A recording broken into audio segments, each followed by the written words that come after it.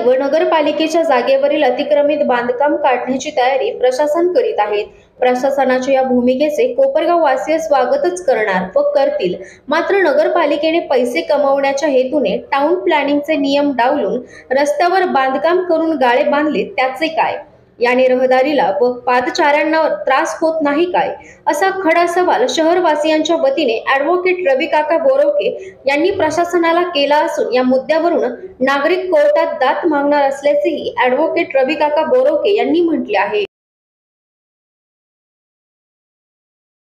नमस्कार। गेल्या 4-5 दिवसापासून कोपरगावमध्ये नगरपालिकेच्या अधिकाऱ्यांना रस्त्यापासून मोजमाप घेऊन ज्यांची दुकानं किंवा दुकानांचा काही भाग रस्त्यालगत आलेला आहे अशांवरती कारवाई करण्यासाठी खुणा करण्याचं काम सुरू केलेलं आहे, रेषा नियंत्रित करण्याचं काम सुरू केलेलं आहे आणि ते अतिक्रमण हटवलं जाणार किंवा गाळे तोडले जाणार, टपऱ्या उद्ध्वस्त होणार अशा प्रकारचं भीतीचं वातावरण कोपरगाव शहरामध्ये निर्माण झालेलं आहे।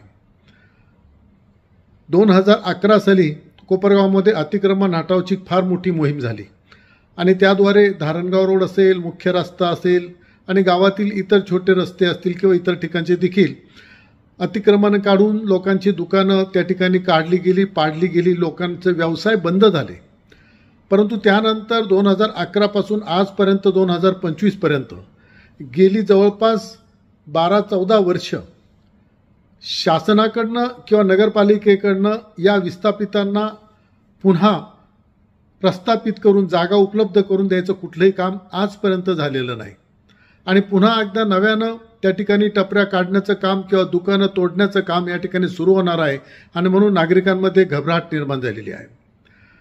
वास्तविक पाहता कोपरगावची भौगोलिक परिस्थिती जर पाहिली तर कोपरगावच्या जवळपास 2/3 भागामध्ये कोपरगावच्या बाजूने नदी आडवी जाते आणि त्यामुळे कोपरगावचा व्यापार वाढायला अतिशय मर्यादित जागा आहे आणि जे काय प्रमुख 2-3 रस्ते आहेत त्या रस्त्यांवरती दुकानदार आपले व्यवसाय सुरू करतात आणि त्या रस्त्यांवरती नगरपालिकेनंच अतिक्रमण केलेलं आहे असं आपल्या निदर्शनास येत आहे।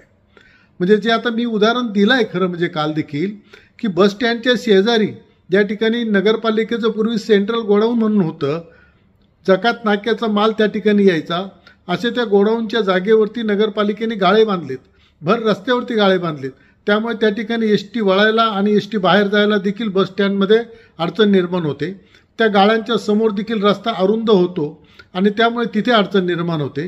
त्याचप्रमाणे मेन रोडवरती शिवछत्रपतींच्या पुतळ्याच्या जवळ ज्या ठिकाणी पूर्वी बांगडी चाळ म्हणून अस्तित्वात होती त्या ठिकाणी देखील नगरपालिकेनं कॉम्प्लेक्स बांधलेत, गाळे बांधलेत, 2-3 मजल्याचे गाळे बांधलेत आणि त्या ठिकाणी दुकानदारांना लिलाव करून ते गाळे देण्यात आलेत।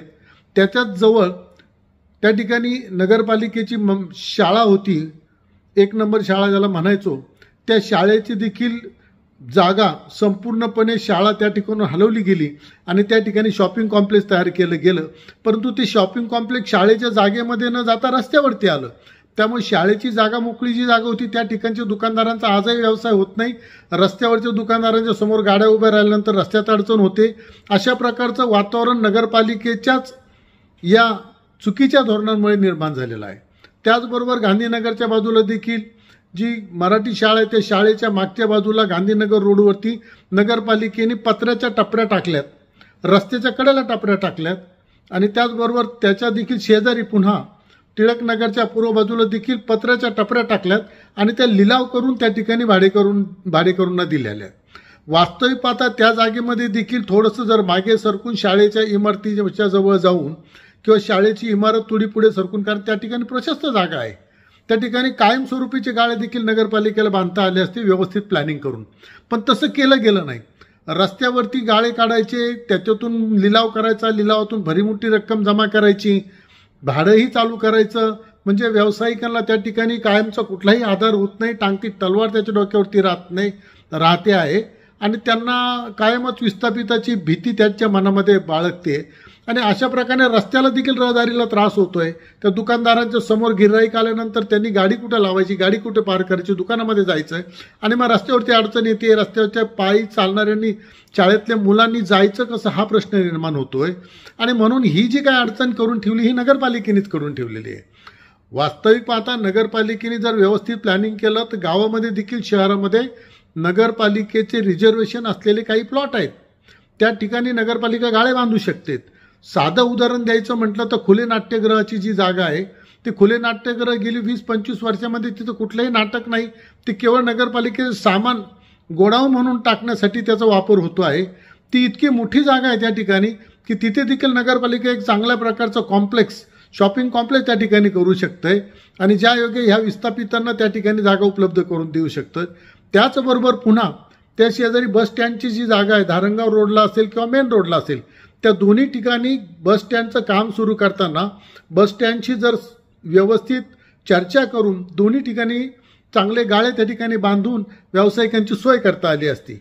याही पुढे जाऊन मी असं म्हणेल की स्टेशन रोडला देखील जिल्हा परिषदेची खूप मोठी जागा आहे, ते जिल्हा परिषदेला विश्वासात घेऊन त्या ठिकाणी देखील शॉपिंग कॉम्प्लेक्स चांगल्या पद्धतीने बांधता येऊ शकतं। आणि म्हणून अनेक जागा अशा आहेत की ज्या ठिकाणी नगरपालिकेला व्यावसायिकांना जागा उपलब्ध करून देऊ शकता येतात, परंतु नगरपालिका ते काही करत नाही। कोपरगाव नगरपालिकेचं दुर्दैव हेच आहे की भविष्यातलं प्लॅनिंग या ठिकाणी होत नाही आहे।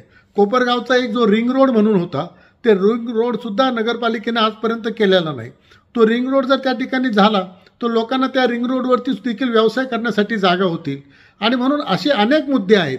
मग त्या ठिकाणी जुना टाकळी रोड असेल, त्या ठिकाणी झालेले अतिक्रमण असतील, त्या ठिकाणी जर व्यवस्थित गाळे झाले शासकीय जागेवरती किंवा नगरपालिकेच्या जागेवरती, ज्या जागा नगरपालिकेने बिल्डरकडनं किंवा प्लॅनिंग त्या जागा मालकांकडनं ॲम्युनिटी स्पेस म्हणून घेतल्या आहेत, त्या ॲम्युनिटी स्पेसमध्ये देखील गाळे बांधून नगरपालिकेला ते करता येते किंवा ओपन स्पेस ज्या ठिकाणी आहे त्या ठिकाणी देखील काही सोय नगरपालिकेला करता येते, परंतु नगरपालिका असं काही करत नाही।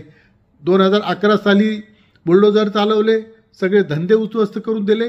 आताही देखील तीच परिस्थिती निर्माण झालेली आहे। सगळीकडे वातावरण बिघडलेलं आहे, लोक अतिशय नाराज झालेले आहेत। काय करावं लोकांना? उद्या जर याचा उद्रेक झाला तर नगरपालिकेला ते देखील अवघड होणार आहे। अनेक लोक या ठिकाणी कोर्टामध्ये जाण्याचा विचार करत आहेत।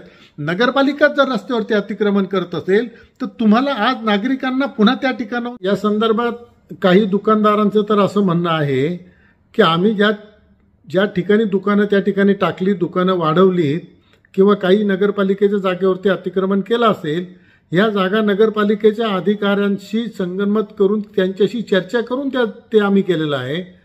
आम्हाला त्या अधिकाऱ्यांनी परवानगी दिलेली आहे, लाईट कनेक्शनसाठी NOC दिलेली आहे, पाण्याचे कनेक्शन दिलेले आहेत। आणि म्हणून अशा परवानग्या, अशा ज्या जागावरती दुकानं वाढवली गेलीत की दुकानं अतिक्रमण केली गेलीत, ती नगरपालिकेच्या अधिकाऱ्यांशी चर्चा करून केलेली आहे। आणि मग इतके वर्ष हे नगरपालिकेचे अधिकारी किंवा कर्मचारी झोपले होते का? नगरपालिकेचे कर्मचारी त्या ठिकाणी टॅक्स गोळा करण्यासाठी पावत्या घेऊन हिंडतायत, लोकांकडनं टॅक्स गोळा करतायत, त्यांना ते दिसत नाही का?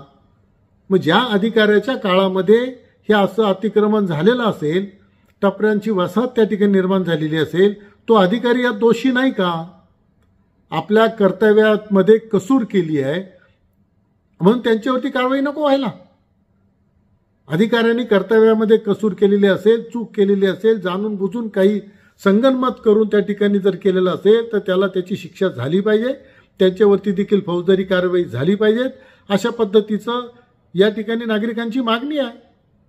या ठिकाणी उगाच एका रात्रीमध्ये सगळं काही घडत नाही, अधिकाऱ्यांना ते दिसत नाही का? आणि म्हणून हे संगनमताने जर त्या ठिकाणी चाललेलं असेल तर आज त्या दुकानदारांना किंवा व्यावसायिकांना विस्थापित करण्याचा अधिकार नगरपालिकेच्या अधिकाऱ्यांना येत नाही, याची देखील दखल घेतली जावी।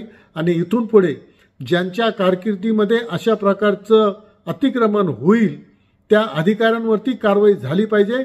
अशा प्रकारचा नियम, कडक तो नियम आहेच आहे, परंतु तो वापरला गेला पाहिजे, ही देखील जिल्हाधिकाऱ्यांकडे आम्ही या ठिकाणी मागणी करत आहोत। धन्यवाद।